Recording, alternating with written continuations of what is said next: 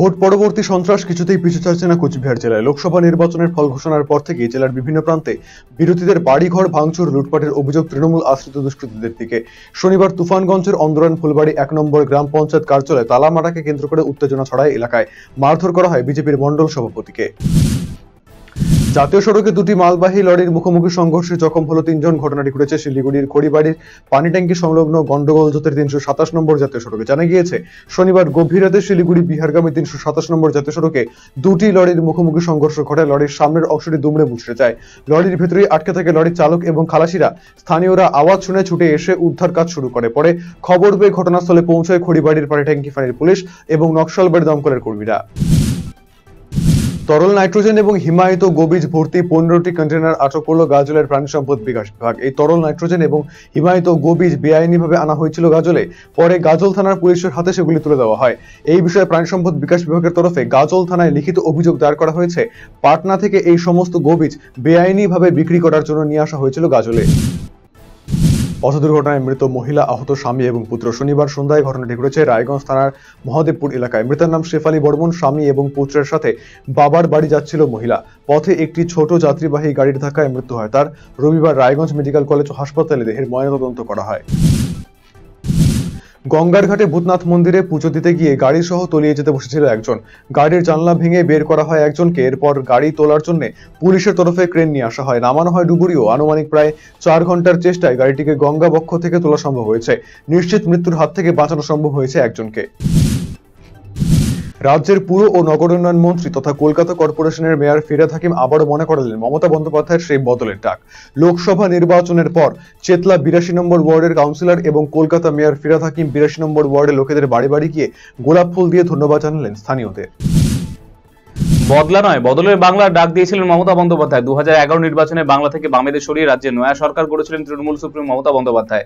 সরকার গড়ার পর বদলের বাংলার ডাক দিয়েছিলেন তিনি। এবারে লোকসভা ভোটে 2019-এর তুলনায় বেশি আসন পেতেই আবারও ফিরে এলো সেই বদলের ডাক। রাজ্যের পুর ও নগর উন্নয়ন মন্ত্রী তথা কলকাতা কর্পোরেশনের মেয়র ফিরহাদ হাকিম আবারও মনে করালেন মমতা বন্দ্যোপাধ্যায় সেই বদলের ডাক।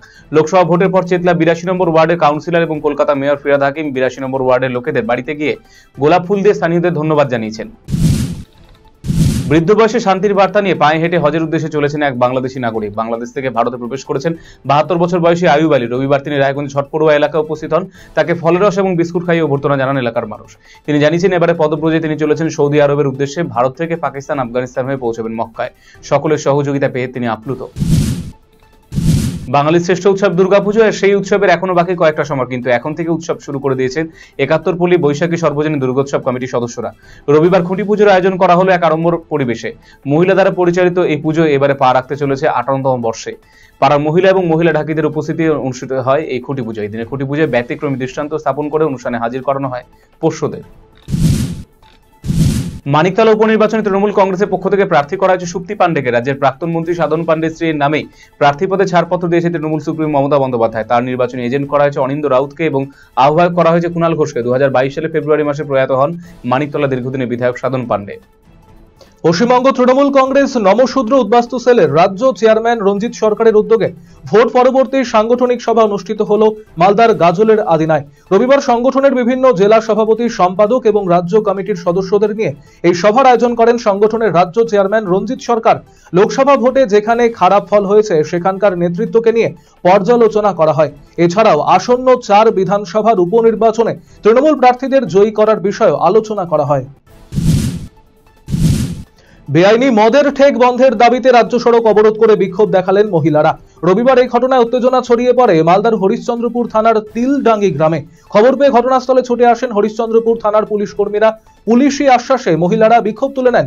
এরপর এক বেআইনি মদ বিক্রেতাকে আটক করে থানায় নিয়ে যায় পুলিশ, যদিও মদ বিক্রির অভিযোগ অস্বীকার করেছেন ওই ব্যক্তি। প্লাস্টিক মানেই পরিবেশের পক্ষে মারাত্মক ক্ষতি। প্লাস্টিকের কারণে পরিবেশ দূষিত হয়ে চলেছে অনবরত।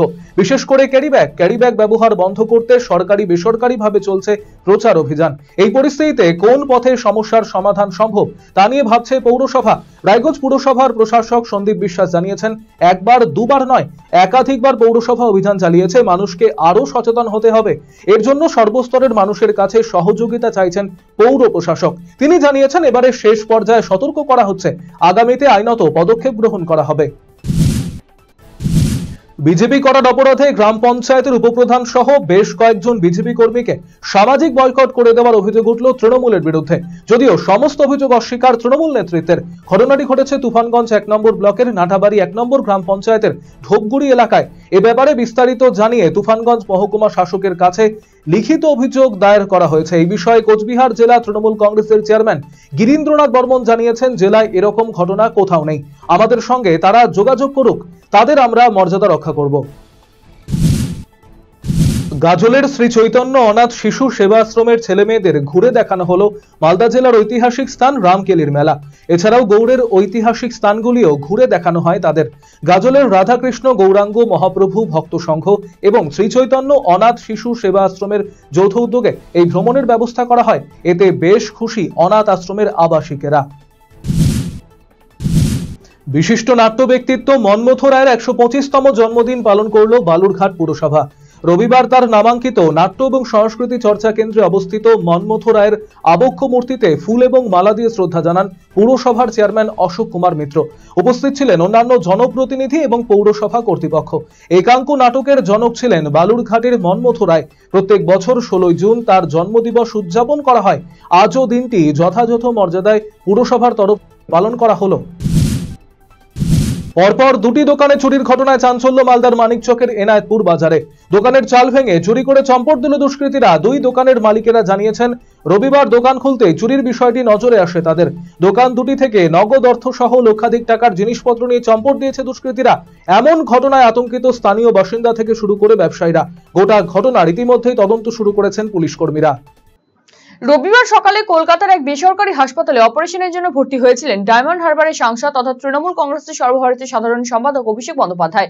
রবিবার পেটের অস্ত্রোপচারের জন্য বাইপাসের ধারের একটি বেসরকারি হাসপাতালে ভর্তি হয়েছিলেন তিনি। সেখানেই পেটের মাইক্রো সার্জারি করিয়ে চিকিৎসকদের পরামর্শ মেনে হাসপাতাল থেকে বেরিয়ে বাড়ির উদ্দেশ্যে রওনা হন অভিষেক বন্দ্যোপাধ্যায়। আগামী 10 জুলাই রায়গঞ্জ বিধানসভায় উপনির্বাচন অনুষ্ঠিত হতে চলেছে। লোকসভার মতো বিধানসভা উপনির্বাচনেও রায়গঞ্জে সবার আগে প্রার্থীর নাম ঘোষণা করেছে তৃণমূল কংগ্রেস। এই আসনে তৃণমূলের প্রার্থী হয়েছে কৃষ্ণ কল্যাণী। সেই অনুসারে ইতিমধ্যে প্রচার শুরু হয়ে গিয়েছে তৃণমূলের। পশ্চিমবঙ্গ তৃণমূল প্রাথমিক শিক্ষক সমিতির পক্ষ থেকে রবিবার রায়গঞ্জে সুভাষগঞ্জের পালপাড়া এলাকায় চলল ভোটের প্রচার কর্মসূচি। এই কর্মসূচিতে নেতৃত্ব দেন সংগঠনের জেলা সভাপতি গৌরাঙ্গ চৌহান। তার নেতৃত্বে সংগঠনের কর্মীরা দিন বাড়ি বাড়ি প্রচার চালান। বিভীষণ না থাকলে রাবণ পরাজিত হতো না, তাই কোচবিহার লোকসভা কেন্দ্রে যেখানে তৃণমূলের ফল খারাপ হয়েছে সেখানকার বিভীষণদের চিহ্নিত করতে হবে। কোচবিহার জেলা তৃণমূলের সভায় বক্তব্য রাখতে গিয়ে এমনটাই বললেন উত্তরবঙ্গ উন্নয়ন মন্ত্রী উদয়ন গুহ। এদিন কোচবিহার রবীন্দ্র ভবনে একটি সভার আয়োজন করা হয়। চলতি বছরই স্থায়ী পরিকাঠামোগত সার্কিট বেঞ্চের বিচার প্রক্রিয়ার কাজকর্ম শুরু করা যাবে। রবিবার নির্মীয়মান পরিকাঠামোর কাজকর্ম পরিদর্শনের পর এই কথা জানালেন কলকাতা হাইকোর্টের বিচারপতি বিশ্বজিৎ বসু। এদিন বিচারপতি শম্পা সরকারের সাথে স্থায়ী পরিকাঠামোর কাজকর্ম পরিদর্শনের পাশাপাশি জলপাইগুড়ি জেলা প্রশাসন পূর্ত দফতর এবং এই কাজের বরাত পাওয়া সংস্থার সাথে বৈঠক করেন তারা। বিজেপি কর্মীকে মারধরের অভিযোগ উঠল তৃণমূলের বিরুদ্ধে। শনিবার রাতে বালুরঘাট শহরের রঘুনাথপুর এলাকায় একটি চায়ের দোকানে ঘটনাটি ঘটে। ওই চায়ের দোকানে রাজনৈতিক আলোচনা থেকে আচমকায় বিতর্কের সৃষ্টি হয়। অভিযোগ, এরপরেই এলাকার এক তৃণমূল আশ্রিত দুষ্কৃতী বিজেপি কর্মী মাখন সূত্রধরকে বেধড়ক মারধর করে বলে অভিযোগ। রাতেই আহত ওই বিজেপি কর্মীকে উদ্ধার করে বালুরঘাট সুপার স্পেশালিটি হাসপাতালে ভর্তি করা হয়। যদিও তৃণমূল অভিযোগ অস্বীকার করে দাবি করেছে রাজনীতি নয়, পারিবারিক বিবাদের জেরে এই ঘটনা। নবনির্বাচিত তৃণমূল কংগ্রেসের সাংসদদের সংবর্ধনা অনুষ্ঠান অনুষ্ঠিত হল রবিবার।